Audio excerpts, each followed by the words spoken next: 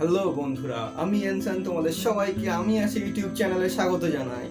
এই ইউটিউব চ্যানেলটার নাম থেকেই বুঝতে পারছো আমি আছি তোমাদের সাথে অল টাইম। শীত গ্রীষ্ম বর্ষা ইনসান আছে তোমাদের ভরসা। তাই তোমাদের জন্য আমি অটোক্যাডের টিউটোরিয়াল নিয়ে হাজির হয়েছি। আমার ইঞ্জিনিয়ারিং ব্যাকগ্রাউন্ড থাকার জন্যই আমি তোমাদের জন্য অটোক্যাড আনতে পারছি। ইউটিউবে অনেক টিউটোরিয়াল দেখলাম অটোক্যাডের জন্য, যেগুলো সব কিছু ইংলিশে। তা আমার অনেক বন্ধুরা আছে যারা অটোক্যাডটা ইংলিশে হওয়ার দরুন বুঝতে অসুবিধা হচ্ছে, সেই জন্য আমার মনে হলো না একটা ইউটিউবের প্লেলিস্ট বানানো যাক, যেখানে সব ইউটিউব চ্যানেলগুলোর যত ভিডিও আছে সবগুলোকে সামারাইজ করে নিজের মতো করে নিজের মাতৃভাষায় বাংলাতে অটোক্যাড শেখানোর একটা প্রচেষ্টা করতে।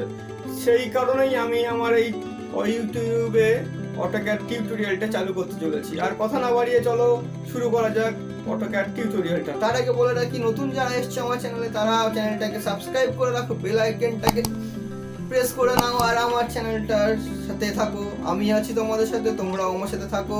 চলো শুরু করা যাক।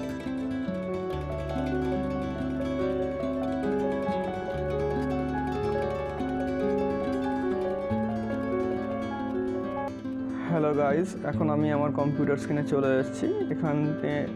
এখান থেকে আমি প্রথমে অটোক্যাড 2010 আইকনে ডাবল ক্লিক করে ওটাকে ওপেন করে নেব। আমরা অটোক্যাড 10 এই জন্যই শিখছি কারণ অটোক্যাড 10-এ অনেকগুলো ফিচার্স আছে, যে ফিচার্স শিখলে খুব ইজিলি শেখা যায় এই ফিচার্সগুলো। আর এই ফিচার্সগুলো শিখলে আমরা অটোক্যাড 2016-18 খুব সহজেই বুঝতে পারবো।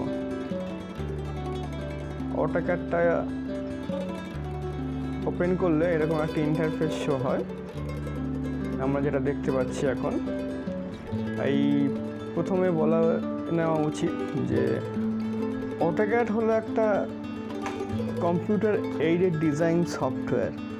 বিশ্বের প্রায় সমস্ত আর্কিটেক্ট ইঞ্জিনিয়াররা এই সফটওয়্যারটা ব্যবহার করে ড্রয়িং করার জন্য। বিশেষত বাড়ির ড্রয়িং করার জন্য এটা খুবই উপকারী। খুব সহজে কম সময়ের মধ্যে ত্রুটি ছাড়া অ্যাকুরেট বাড়ির ডিজাইন বানানো যায়। চলো বন্ধুরা দেখে নিই এবার এখানে কি আছে। আমরা যেটা এখন দেখতে পাচ্ছি, যেটা নাড়াচ্ছি আমরা, এটাকে বলা হয় ড্রয়িং কার্সার হেয়ার। এটাকে আমরা সেটিংসের মাধ্যমে বাড়াতে বা কমাতে পারি। আমাদের একদম উপরে এই যেটা দেখতে পাচ্ছ এই লেখা আছে, এটাকে বলা হয় অ্যাপ্লিকেশন ট্যাব, অ্যাপ্লিকেশন মেনু। এই যে উপরে যে এগুলো দেখতে পাচ্ছ, save, undo, plot, match properties, এগুলো হচ্ছে কুইক প্রপার্টিস টুল।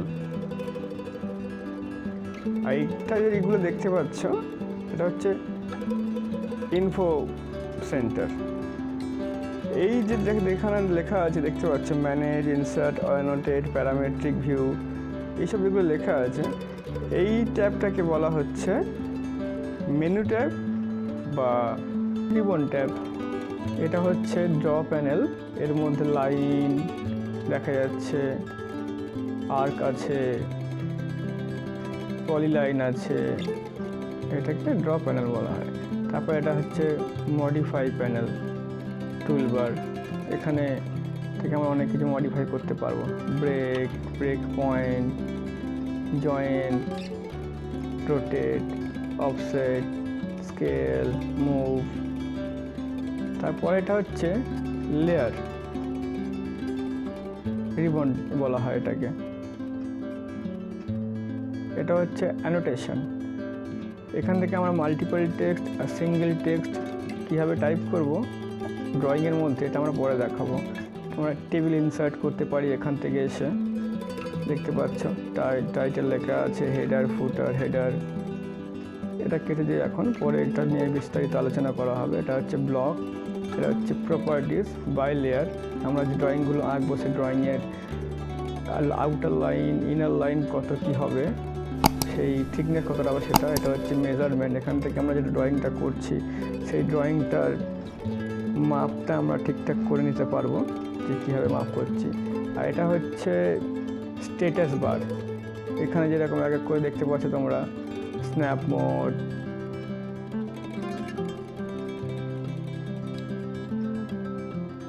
অর্থ, grid display, polar tracking, object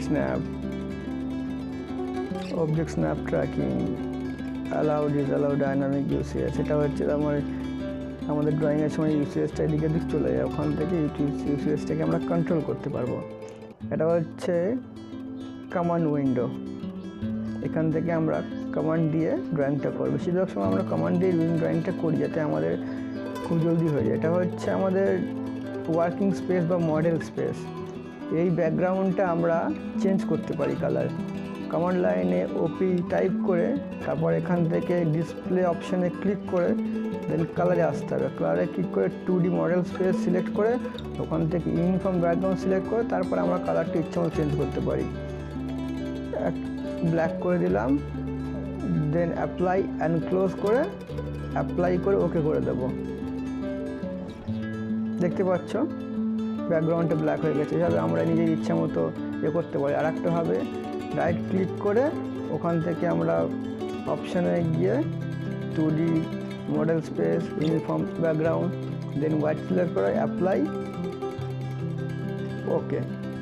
এই দুইভাবে আমরা আমাদের এই সেটিংসটা কন্ট্রোল করতে পারি। ওয়ার্কিং স্পেস, মডেল স্পেস বলো, যার ব্যাকগ্রাউন্ডটা। আমরা আজকে টিউটোরিয়ালে এটা দেখলাম। এবার নেক্সট টিউটোরিয়ালে আমরা দেখব লিমিটস কীভাবে সেট করা হয়। এইভাবে আমরা শিখব। আজকের মতো এখানে, পরের ক্লাসে বাকি ইউনিট লিমিট সেট করা কীভাবে করা হয় সেগুলো দেখাবো। হে গাইস, ভিডিওটা কেমন লাগলো কমেন্টে জানাবে। ভালো লাগলে শেয়ার করো, লাইক দাও একটা। আর যেতে যেতে একটা কথাই বলবো, যারা সম্পূর্ণ পরিবারের সন্তান প্লিজ দয়া করে তারা সাধারণ মানুষের পাশে দাঁড়ানোর চেষ্টা করো। উপদেশ ভেবে নিও না, এটা একটা প্রার্থনা, আপিল, আবেদন তোমাদের সবার কাছে। আর ভালো লাগলে যেটা বললাম বন্ধুদের কাছে শেয়ার করো। আমি আনসান ছিলাম এতক্ষণ তোমাদের সাথে। Signing off.